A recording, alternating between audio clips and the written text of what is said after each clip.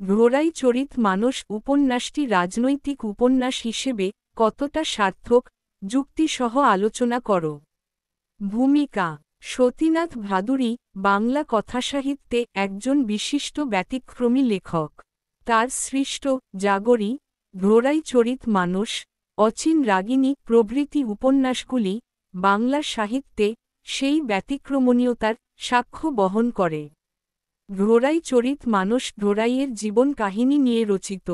তবে উপন্যাসের কাহিনী ঘোড়াইকে কেন্দ্র করে বিস্তৃত হলেও ক্রমশ তা সমগ্র দেশের সাধারণ মানুষের জীবন কথা, লোকজীবনের সমাজ পরিবেশ এবং সমকালীন রাজনৈতিক পরিস্থিতিকে প্রকাশ করেছে।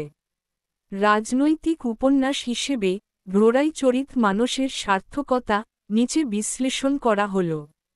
১. ঘোড়াই চরিত মানস উপন্যাসের কাহিনী দুটি চরণে বিভক্ত। দ্বিতীয় চরণ থেকে মূলত রাজনৈতিক ঘটনাবলী এই উপন্যাসের মূল বিষয় হয়ে উঠেছে। বৈপ্লবিক কর্মকাণ্ড, হত্যালীলা, জুলুমবাজ, লুটপাট সবই এই উপন্যাসে দেখতে পাওয়া যায় ক্রান্তি দলের কর্মকাণ্ডের মধ্য দিয়ে। রাজনৈতিক সমস্যাগুলি কিভাবে পারিপার্শ্বিক মানুষের জীবনকে বিস্ময় করে তুলেছে তাও এখানে দেখতে পাওয়া যায়। আসলে চরমপন্থী ও নরমপন্থী এই দুই দলের মধ্যেকার মতভেদ ও কর্মপন্থা সবটাই এই উপন্যাসে রয়েছে। এছাড়াও সোশ্যালিস্ট দল সুশীলা, কমিউনিস্ট দল কামিনী, স্বাধীন দল ও ন্যাশনাল ওয়ার্লো এই সব কিছুর উল্লেখ এই উপন্যাসে পাওয়া যায়। ২.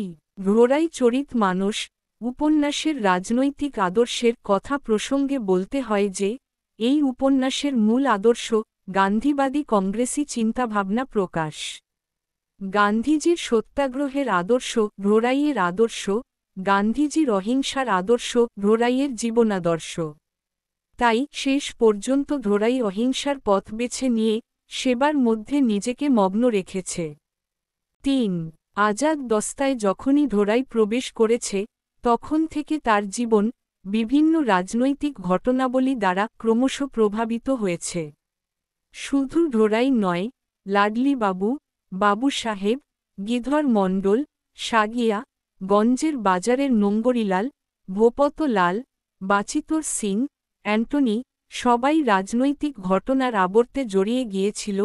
তারা কেউ দলের অন্দরে থেকে কেউ বা দলের বাইরে থেকে দেশের স্বাধীনতায় আত্মোৎসর্গ করেছিল এবং পরিণতির দিকে এগিয়ে গেছে।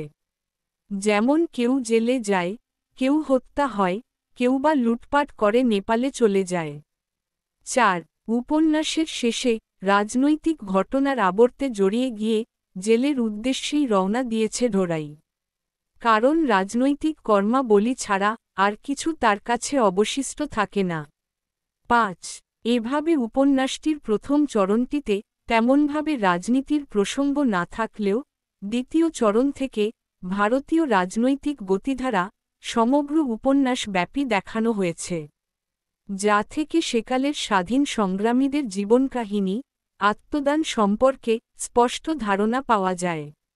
উপসংহার: ঘোড়াই চরিত মানস রাজনৈতিক উপন্যাস হিসেবে সার্থক, কারণ এটি কেবল গ্রামীণ সমাজের রাজনৈতিক দ্বন্দ্ব ও বাস্তবতাকে তুলে ধরে না, বরং ব্যক্তি এবং সমাজের মধ্যে চলমান সংঘর্ষের একটি সামগ্রিক ছবি আঁকে। সতীনাথ ভাদুড়ী এখানে রাজনীতির আদর্শ ও বাস্তবতাকে একত্রিত করেছেন এবং তা উপন্যাসকে একটি সর্বজনীন আবেদন দিয়েছে। এটি রাজনৈতিক উপন্যাস হিসেবে বাংলা সাহিত্যে এক অনন্য স্থান অধিকার করে।